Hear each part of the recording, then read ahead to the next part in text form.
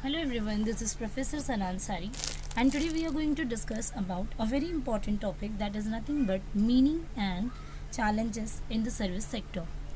Friends, I would like to inform you, in my previous video I have already uploaded the question which was totally based on the meaning and opportunities in the service sector.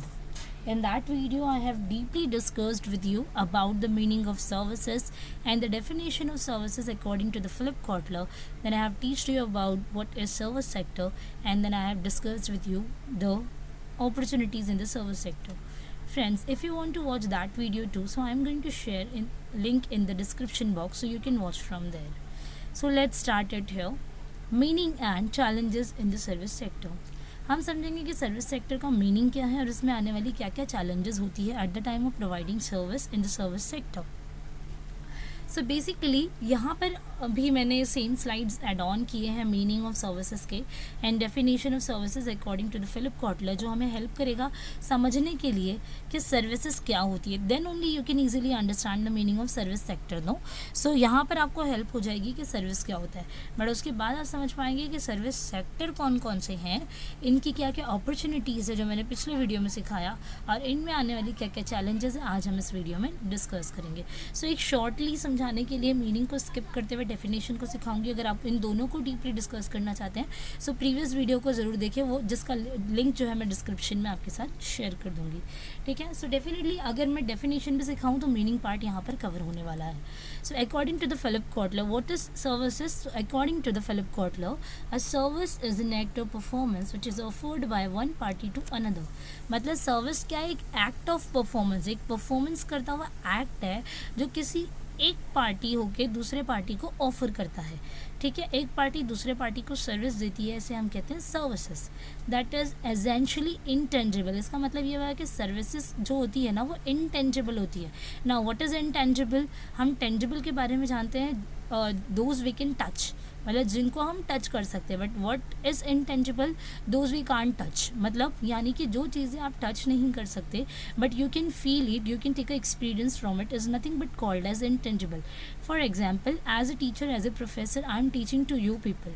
So here I am providing services to you, but you cannot touch my services, but only you can feel it and you can take a experience from it. Okay, so this is what called intangible and does not result in the ownership.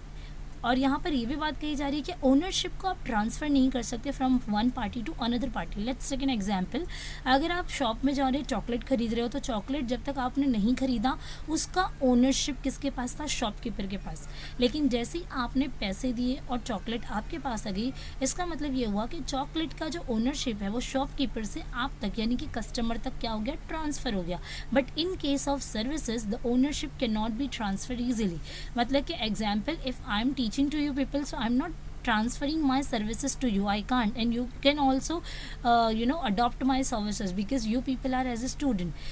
Same example will be carry on in the case of doctor and patient.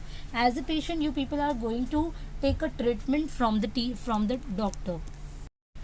So ownership यहाँ पर transfer नहीं होते as it is doctor और patient में. Patient के नाते आप जाते हो डॉक्टर के पास, दवाइयाँ लेते हो, डॉक्टर आपको दवाइयाँ देता है, लेकिन डॉक्टर जो चार्ज करता है वो मेडिसिन का नहीं. मेडिसिन तो आपको मेडिकल में भी मिल सकती है, लेकिन डॉक्टर जो चार्ज करता है, जो प्रिस्क्रिप्शन आपको देता है वो अपनी सर्विसेज का देता है. जो प्रिस्क्रिप्शन आपको बना के दे रहा है is nothing but doctors services.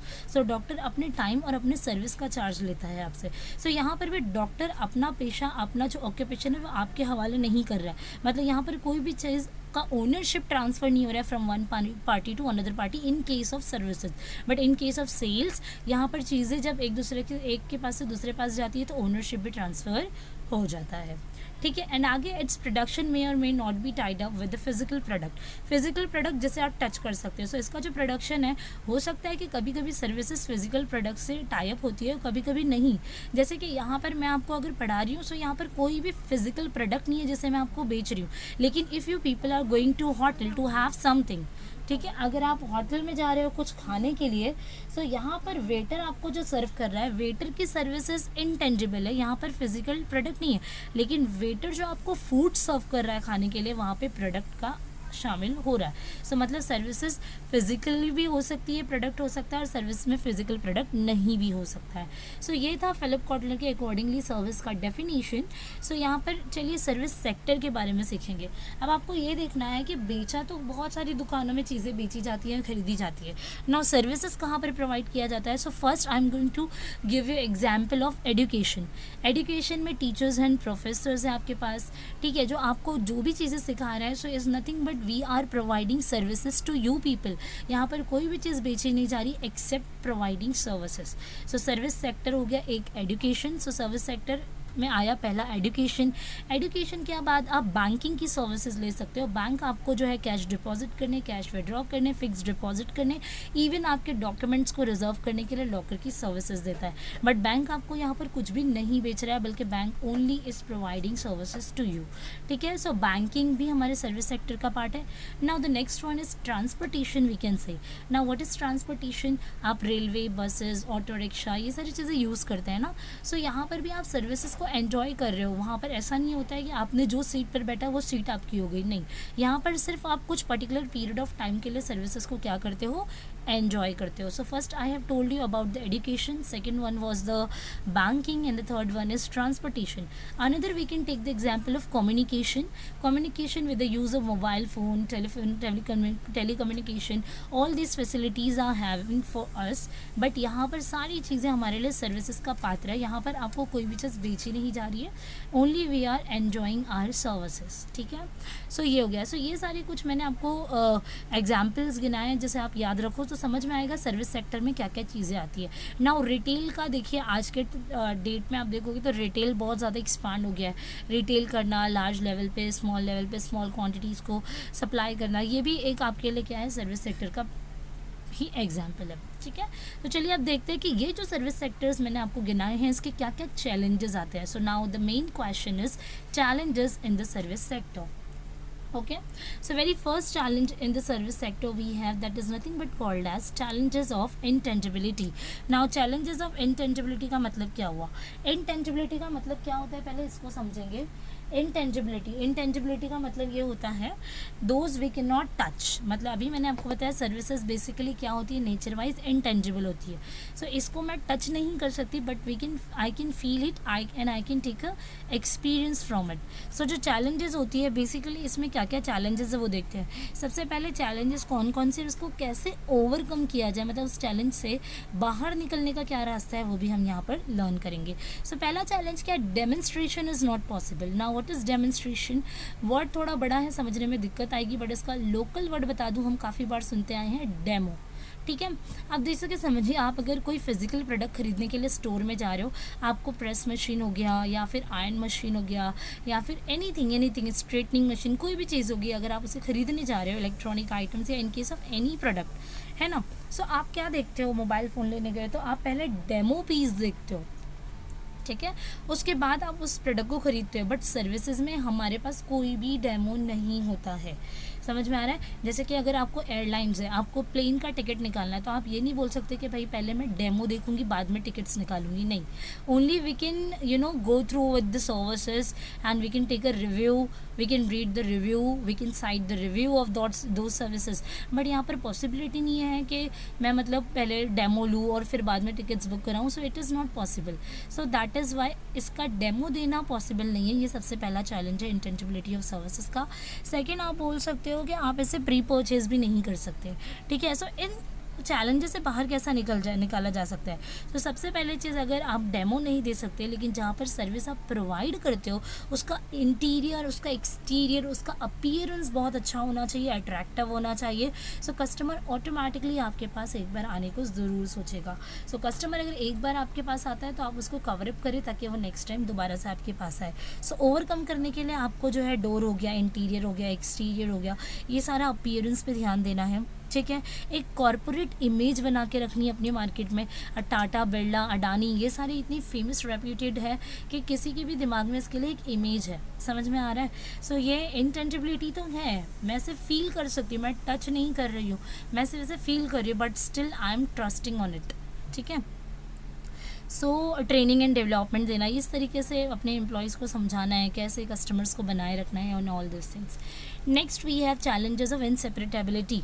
Now inseparability इसको तोड़कर पढ़ेंगे तो सेपरेट वर्ड आपको दिखाई दे रहा है इसमें. सो सर्विसेज को सर्विस प्रोवाइडर से सेपरेट नहीं किया जा सकता. एग्जैक्टली जैसे कि समझिए, as a professor I am providing services, है ना. So I am only the service provider. So you people can not separate my service from me, और you can not separate the service from its service provider. समझ में आया. इस वजह से यहाँ पे चैलेंज दिया गया है कि इनसेपरेटेबिलिटी मतलब आप सेपरेट नहीं कर सकते. जहाँ सर्विस चाहिए वहाँ सर्विस प्रोवाइडर का होना ज़रूरी है. लेकिन इन case of any goods and items, अगर प्रोडक्ट आप बेच रहे हो लेकिन आप वहाँ नहीं हो तो भी दूसरा बंदा आपकी जगह पर बेच सकता है. लेकिन सर्विस प्रोवाइड करने के लिए सर्विस प्रोवाइडर का होना ज़रूरी है. That is what called challenges of inseparability. ठीक है. जैसे कि एरिया, जोग्राफिकल जो एरिया होता है ना, उसकी वजह से भी बहुत ज़्यादा ये डिस्टर्बेंस आते हैं. ठीक है. सो यहाँ पर 2 पॉइंट्स हम लोगों ने कवर किया. तो चलिए नेक्स्ट पॉइंट हम पढ़ते हैं. नेक्स्ट पॉइंट है हमारे पास challenges of managing high demand. अब हाई डिमांड क्या होता है? जो पिक मार्केट आवर्स होते हैं या पिक मार्केट टाइम होता है, यानी कि सीज़न की बात कर रहे हैं हम यहाँ पर. सो पिक मार्केट टाइम में ना डिमांड बहुत ज़्यादा बढ़ जाता है, और सर्विस प्रोवाइड करने के टाइम आपको खुद से इस तरीके से आपको सर्विस प्रोवाइड करनी है कि आपका कोई भी कस्टमर रह ना जाए. जैसे मैकडी वगैरह में आप जाते हो, कभी कभी बहुत ज़्यादा भीड़ होती है, लाइन होती है. सो क्या वो बोल देते हैं कि कल आना है? नहीं, they are just providing services to you ना.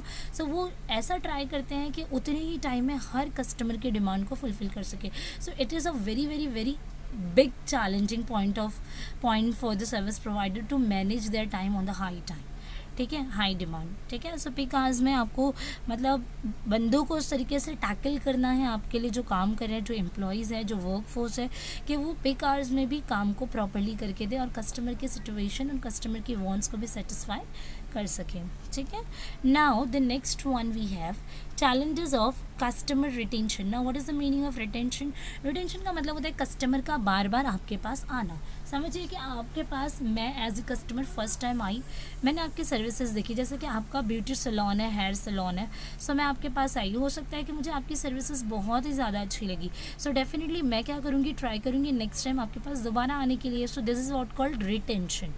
लेकिन बट यहाँ पर चैलेंजेस होता है कि कस्टमर रिटेन होगा कि नहीं, कस्टमर दोबारा आएगा कि नहीं, है ना. बहुत सारी चीज़ें ऐसी होती है कि हम लोग कोई भी ब्रांड के टूवर्ड्स या किसी भी प्रोडक्ट के टूवर्ड्स ज़्यादा लॉयल नहीं होते अर्बन पीपल. ठीक है. एक जगह से आपने कोई चीज़ ली है, सर्विसेज एंजॉय की, तो दूसरी बार आप नेक्स्ट जगह की सर्विसेज को एंजॉय करने की सोचते हो, except better and good services. अगर सर्विस आपकी बहुत ही एक्सीलेंट है तो बंदा कहीं नहीं जाएगा आपसे. ठीक है. सो रिटेंशन प्रॉब्लम भी होती है. सो उसको दूर करने के लिए जो भी आपके एम्प्लॉयज़ है, आपके जो भी वर्क फोर्स है, हम वहाँ पे ट्राई करते हैं कि आपको ज़्यादा से ज़्यादा सेटिस्फैक्ट्री सर्विस प्रोवाइड कर सकें. Next, challenges of managing workforce diversity. Workforce diversity का मतलब होता है कि यहाँ पर जो भी आपका वर्कफोर्स है, डाइवर्सिफिकेशन, चेंजेबिलिटी होती है, जो पिक टाइम नहीं होता है. सो उसमें कैसे कस्टमर्स को टैकल करना है. ठीक है. सो ये सारी चीज़ें भी यहाँ पर देखी जाती है. ठीक है. सो डाइवर्सिटी, वर्कफोर्स डाइवर्सिटी मतलब समझो कि आपके पास नंबर्स ऑफ एम्प्लॉयज़ है, लेकिन सर्विस जो बंदा प्रोवाइड करता है, हर बंदे की सर्विस प्रोवाइड करने का तरीका बहुत ही अलग अलग होता है. जैसे कि आप टीचिंग में ले लो, आपके साथ 7 सब्जेक्ट्स है. ठीक है. लेकिन इको पढ़ाने के लिए टीचर्स अलग होंगे, उनका प्रोवाइडिंग तरीका अलग है. FC के लिए अलग है, मैथमेटिक्स एंड स्टैट्स के लिए अलग होंगे, कॉमर्स के लिए अलग है, बिजनेस कम्युनिकेशन के लिए अलग है ना, अकाउंटेंसी के लिए अलग है. So we have many different types of service provider. ठीक है. सो यहाँ पर वर्कफोर्स डाइवर्सिटी है, मतलब हर टीचर का पढ़ाने का तरीका अलग अलग होगा. हर होटल में आप खाना खाने जाओगे, हर किसी की सर्विस प्रोवाइड करने का तरीका अलग हुआ. हर सैलून में आप हेयर कटिंग के लिए जा रहे हो या आपको ब्यूटी ट्रीटमेंट के लिए जा रहे हो, सो अलग अलग सर्विसेज देंगे. सो वर्कफोर्स डाइवर्सिटी को कैसे गैप जो है ना उसको फिल करना भी एक चैलेंजिंग पार्ट है. समझो मेरे ही अंडर अगर 10 लोग काम कर रहे हैं, 10 लोग अलग अलग तरीके से सर्विस देंगे. सो 10 की सर्विसेज का गैप नहीं होना चाहिए. देने का तरीका अलग है, बट कस्टमर एटलीस्ट क्या बोल के जाए कि वो सेटिस्फाई है. ठीक है. That is what called workforce diversity. Next, challenges of inconsistency.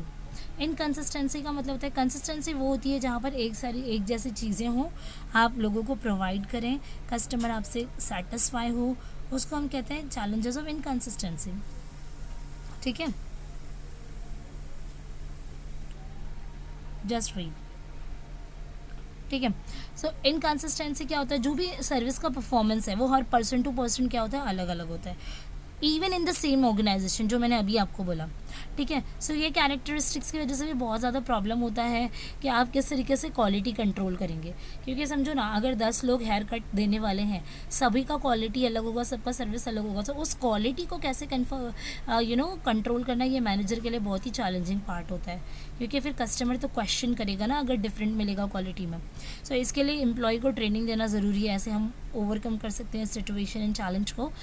Employees को मोटिवेट करना, उनको कस्टमर को सेटिस्फैक्शन करने के लिए सर्वे लेना।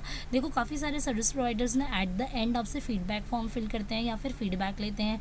इवन आप जो कॉलिंग होता है, सिम कार्ड्स वगैरह बेचते हैं, या आपने किसी कस्टमर केयर सर्विस में बात किया, तो वो एंड में क्या पूछते हैं आपसे, फीडबैक बोलते हैं, आपसे रेटिंग कर दीजिएगा। So this is what call customer का हम सेटिस्फैक्टरी लेवल समझने की कोशिश करते हैं, क्योंकि because they are nothing but the service provider. ठीक है।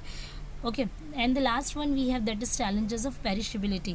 Now what is perishability? Perishability का मतलब होता है किसी भी चीज़ को कम टाइम के लिए जो हम स्टोर कर सकते हैं। एक होते ड्यूरेबिलिटी होता है, ड्यूरेबिलिटी का मतलब होता है लॉन्गर पीरियड ऑफ टाइम के लिए, ड्यूरेबल।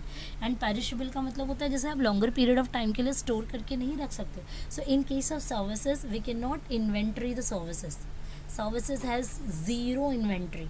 मतलब आप ऐसा नहीं बोल सकते हो कि मैम अगर लेक्चर ले रहे हैं लेकिन मैं अभी नहीं बैठ सकता हूँ, तो मैं चाहूँगा कि इस लेक्चर को सेव करके रख लेता हूँ या इसको स्टोर करके रखता हूँ, कहीं बाद में सुनूंगा। सो it is not possible in case of services. ठीक है ना। अगर डेमो लेक्चर है, यूट्यूब पे लेक्चर्स है, आप देख रहे हो, सो ये स्टोर करके रखा गया है, लेकिन जो आप लाइव लेक्चर्स में जाते हो, सो वो आपको जो सर्विसेज है वो आप नहीं कर सकते। इवन यहाँ पर अगर आप यूट्यूब पे अपलोडेड वीडियोस भी देख रहे हो, सो यहाँ पर फिजिकल टच नहीं है, only you are enjoying services. ठीक है। So friends, we have completed this topic here. If anybody have any doubt or difficulty, so kindly do like and subscribe my YouTube channel and comment on my YouTube channel. I will definitely work on your comments. Keep supporting, keep watching, and thank you for watching. Bye bye. Have a nice day. Take care.